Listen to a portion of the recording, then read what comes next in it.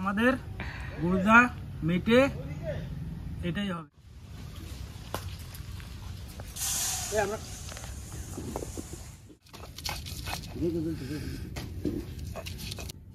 একটু জিরে নিয়ে দিয়ে দিলাম, বেটে দেবো। একটু হলুদ দিয়ে দিলাম।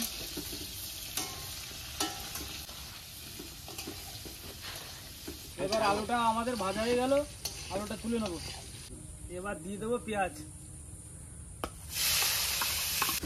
গুঁড়া মেটে আর গোটা রসুন দিয়ে দেবো এর মধ্যে। এখন আমরা এই আলুটা দিয়ে আবার কষাবো। এই মশলা ধোয়া জলটা এর মধ্যে দিয়ে দেবো, লাগলে আর একটু জল দিয়ে দেবো পরে।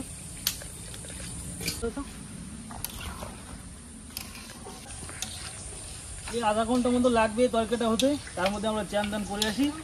আমরা চান করতে গেলাম।